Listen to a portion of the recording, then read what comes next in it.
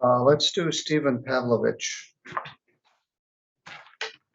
Your Honor, may I approach and bring you a packet of papers? I'm going to give one to the prosecutor as well. I'm going to refer to them during sentencing. Yes. This is file number 231299FY, People versus Stephen Donald Pavlovich.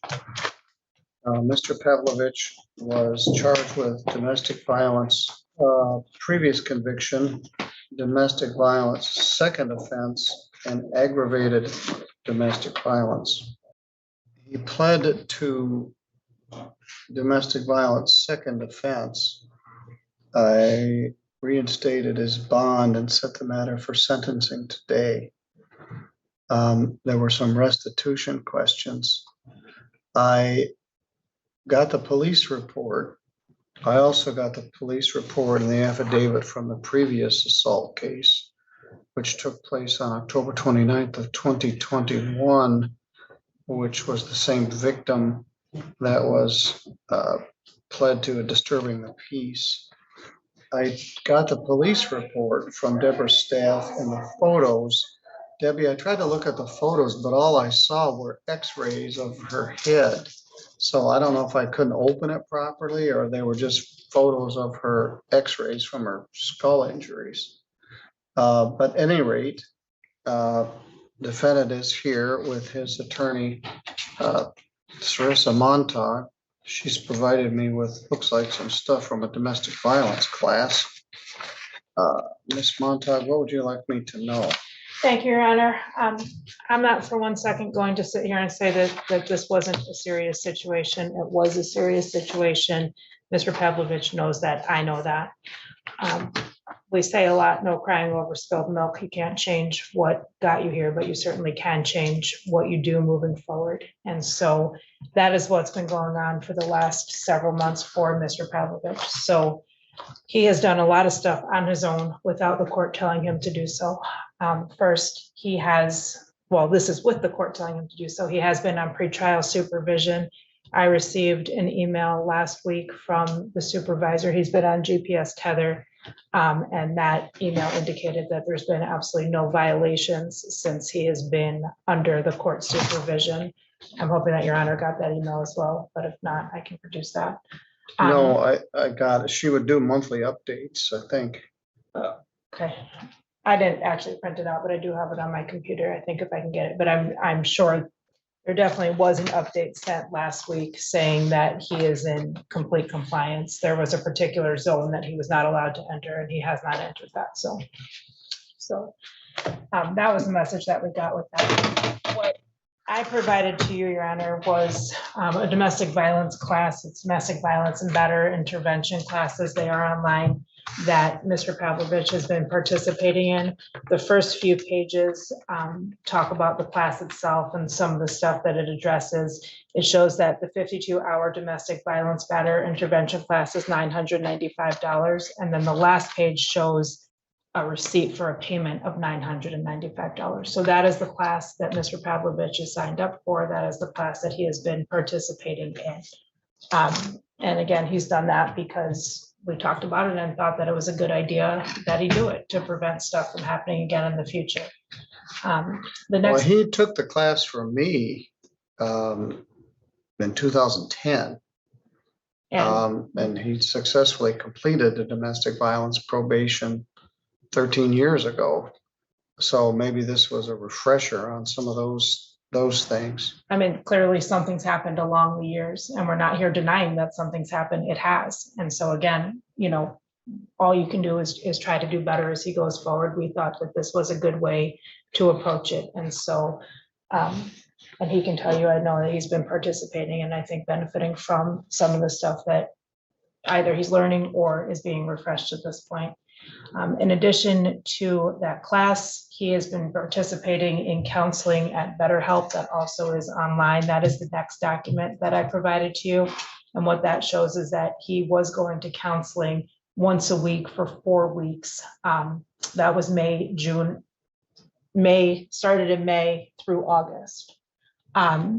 And in August, he completed with that counseling. And if you look at the next package of paper, you'll see that he has an appointment scheduled for November 6th at, I think it's Axon Psychology Group. And that was because I believe your insurance covers the Axon Psychology Group. That appointment for November 6th has been set up for a very long time.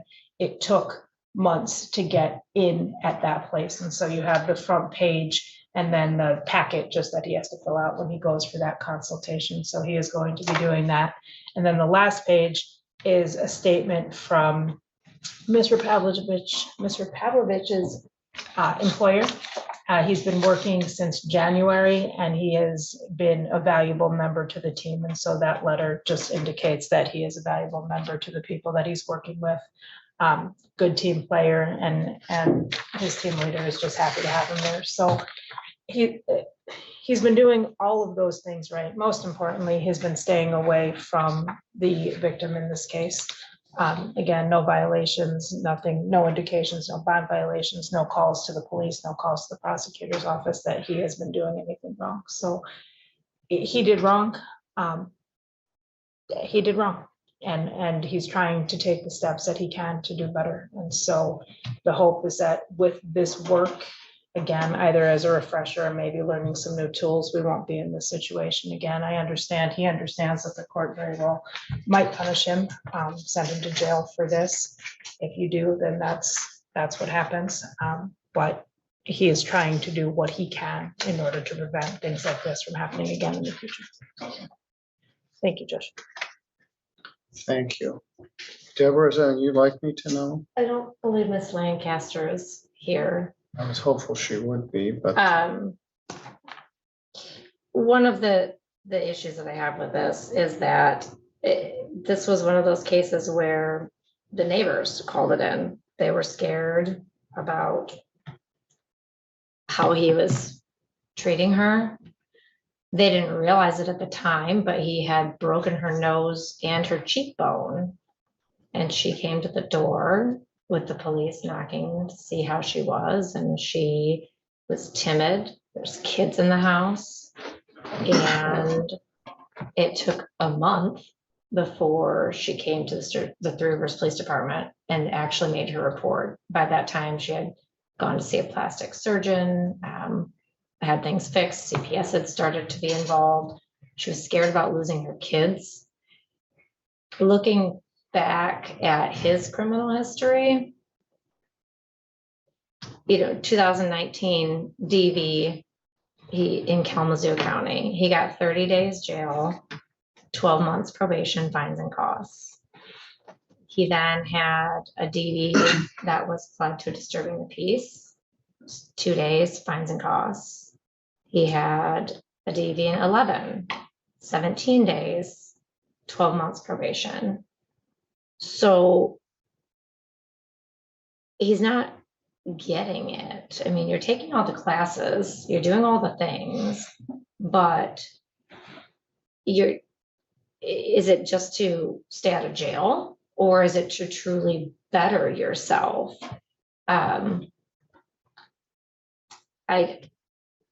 Progressive sentencing, it calls for an increased penalty each time you do the same thing, and he's done the same thing multiple times, and it went from 17 days to 30 days to 2 days because I was pled to it and disturbing the peace. I think that he deserves some jail time for what he did to her, and the fact that the children were present in the home when it happened. They may not have seen it as it happened, but they were there, and they were there for the aftermath of it, seeing their mother's face bashed in, seeing the police come to their door, asking their mom about what happened. The impact that this has on those children is far greater than the impact of jail on him. And he can do all the classes he wants, but it's not going to repair what they've been through. Thank you.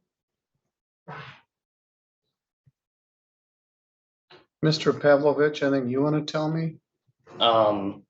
With respect to the previous instances and things of that nature, while the outcome of those situations, my actions was a violent, explosive act. I have gone through the courses. I have recognized certain tendencies in myself.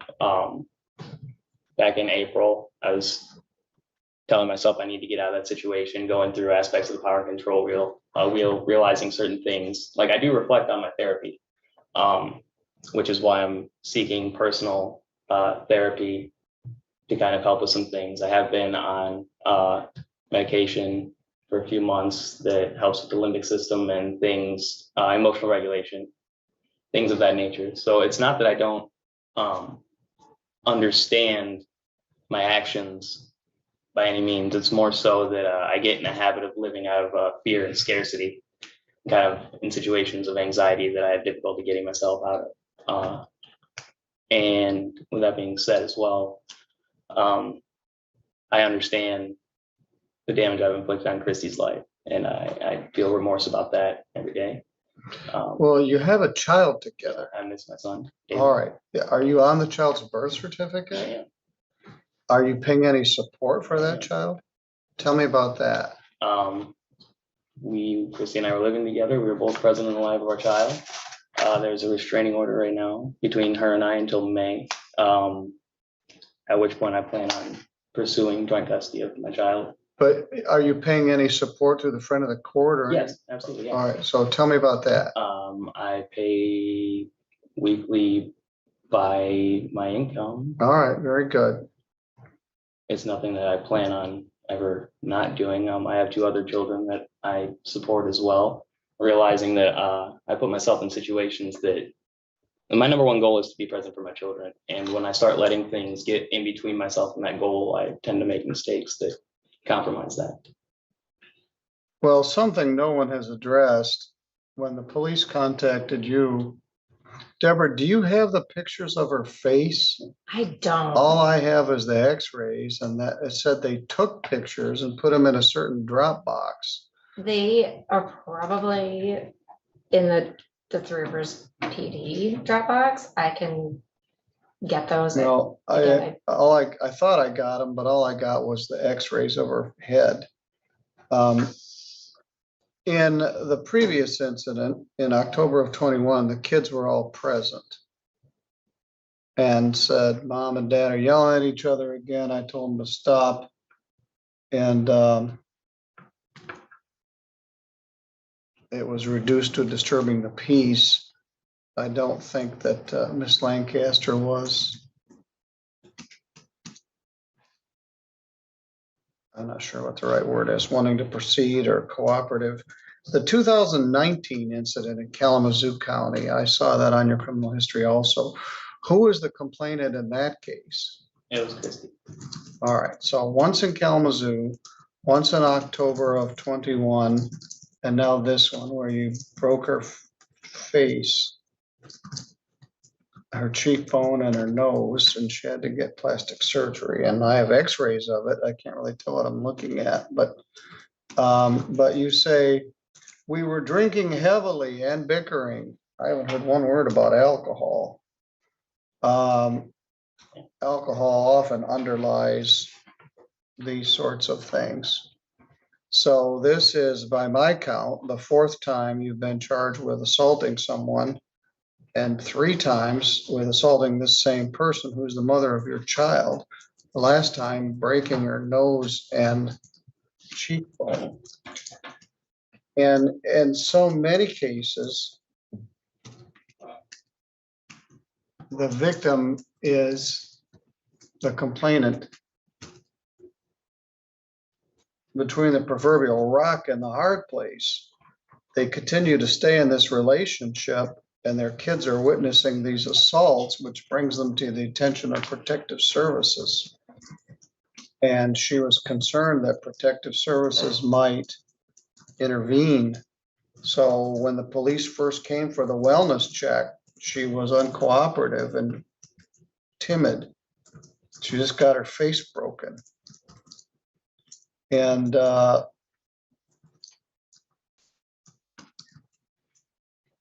and I think she knows how to push your buttons. But I haven't heard anything about alcohol treatment or counseling.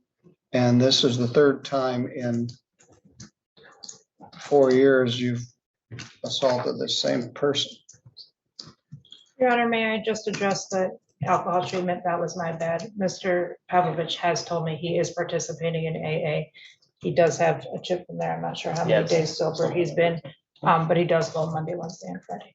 Which So- I AA? go to the Buchanan Serenity Hall. Good. I'll have 6 months on. Anything further? Sorry, Your Honor, that was my bad for Okay, not raising. let me see your coin. Somewhere here on my person.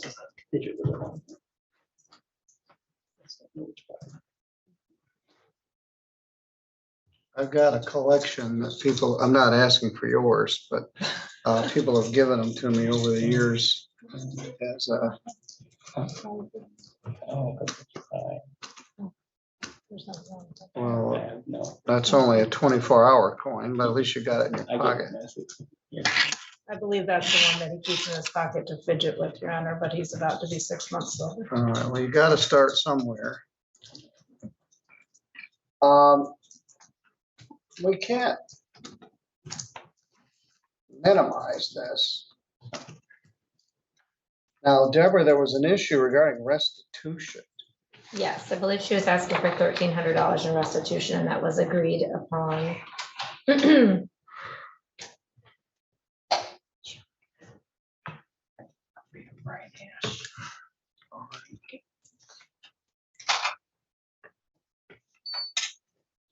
There are a lot of struggling men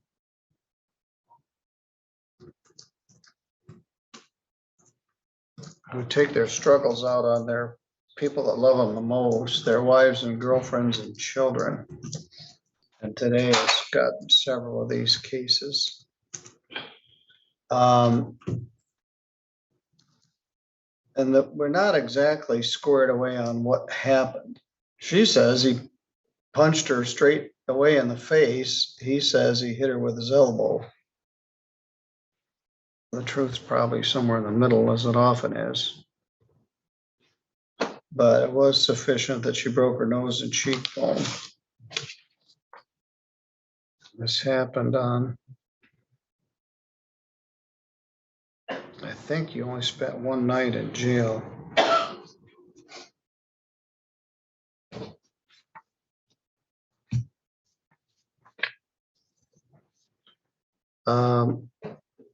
Zero fine, $75 crime victims' rights fee, $50 state minimum fee, $1,300 oversight fee. I mean, restitution.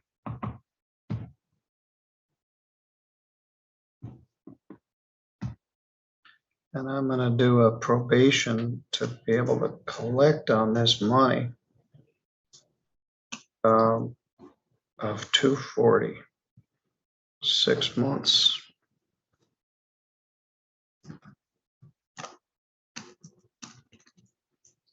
No drugs and no alcohol, no assaults for threatening behavior, no alcohol, and 61 days jail. You lose your job. You're gonna lose your ability to pay child support. You're gonna lose the trust they have you at work. I suppose we could try work release. Utilmasters in Sturgis. In Bristol. Bristol. Do you have a valid driver's license? Yes, Your Honor. Deborah, do you have any objection to work release? No, Your Honor. We'll ask the probation department to help set that up, which means you're not going to jail right now. We'll see if we can arrange. No contact with Christine Lancaster. In the meantime, keep doing what you're doing. Ms. Montauk, if you take him downstairs to the probation department, they can start the process to see if he is eligible for work release. Thank you, Judge. I will. And